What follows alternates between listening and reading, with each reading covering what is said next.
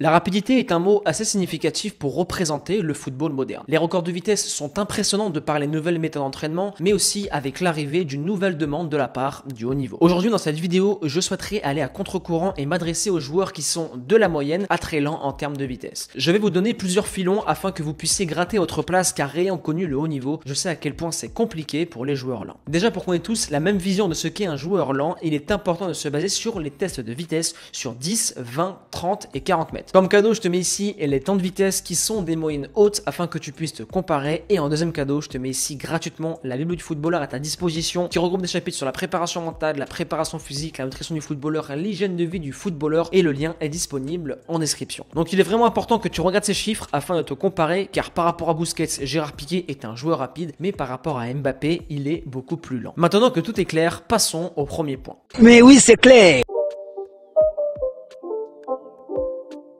Tu sais que tu ne seras pas un joueur rapide depuis petit. C'est génétique et morphologique, donc par rapport à ça, tu dois bien choisir ton poste si tu veux optimiser tes chances d'atteindre le haut niveau. Quand on regarde la stratégie footballistique de plus près, au travers d'une composition d'équipe, on constate deux choses. Premièrement, le cœur du jeu est plein, ce qui engendre la deuxième chose, les couloirs sont disponibles, donc les plus rapides auront l'avantage. C'est comme une voiture de rallye sur un circuit de Formule 1. Elle est très forte dans les petits périmètres, mais sur une ligne droite, c'est perdu d'avance. Ce que je veux t'expliquer au travers de cet exemple est que si tu es un joueur lent, c'est se mettre une épine dans le pied de jouer latéral ou ailier offensif. Tu pourras certes t'en sortir sur certains matchs, mais mathématiquement parlant, avec l'espace que tu as à couvrir, ce sera trop dur contre des joueurs à vocation offensive. Pour le côté offensif, c'est exactement pareil. Avec ce manque de vitesse, ce sera compliqué de déborder et de faire la différence. Ensuite, si tu sens que tu es dans la moyenne haute, ça peut largement le faire, et tu as plein d'exemples pour te le prouver, comme Marcelo par exemple, qui me vient directement à l'esprit, mais le contraire, ça serait compliqué. On le voit avec Sergi Roberto. C'est un joueur du Barça qui est très bon lors des matchs de Liga, mais quand il y a de la vitesse, le Barça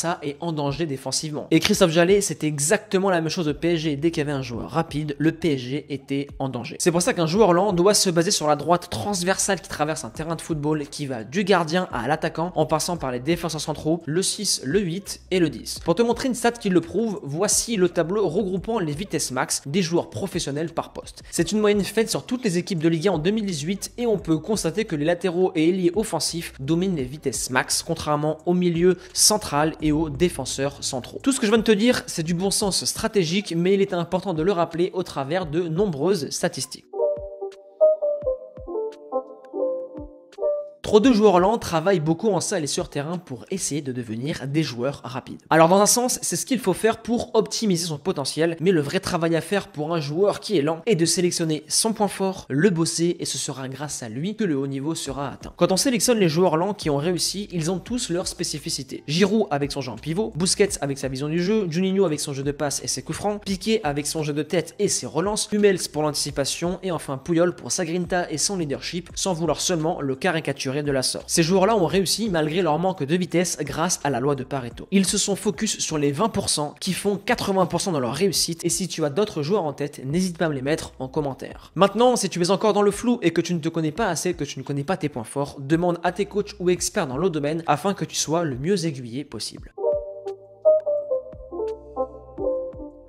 Ça fait maintenant 5 ans que je coach, et les joueurs ayant les meilleures qualités cognitives sont pour la plupart les plus lents évoluant au poste de milieu de terrain pour la plupart. Est-ce par défaut? Non, car sinon il y aurait beaucoup de joueurs lents au haut niveau. Cette qualité est un choix. Quand on regarde Toni Kroos, Pirlo, Zizou, Busquets, c'est lent au niveau des pieds, mais tellement rapide en haut. Et pour avoir un niveau cognitif élevé comme ces joueurs, je te recommande les exercices avec des couleurs que tu peux retrouver sur la chaîne. Tu as aussi ceux avec ballon, ceux avec les lumières, et enfin l'un de mes préférés, celui avec les cerceaux et les couleurs, qui est excellent pour la prise d'infos pour un milieu de terrain. Le point cognitif chez un footballeur est vraiment hyper important pour accélérer les infos qui se déroulent dans le cerveau afin que vous ayez une meilleure vision du jeu, une meilleure rapidité de décision, et avec ces 3 points que l'on a vu dans cette vidéo, vous avez de quoi faire quelque chose d'hyper intéressant si vous êtes un joueur lent. La team NE, on arrive maintenant à la fin de cette vidéo. Explosez la barre des likes et des commentaires si vous avez kiffé le contenu, et aussi ça m'aide beaucoup pour le référencement. N'hésitez pas aussi à me donner d'autres sujets de vidéos que vous voulez que je traite sur la chaîne dans les prochains jours et les prochaines semaines. Et à présent, je vous laisse là. Persévérance et motivation, et on avance ensemble.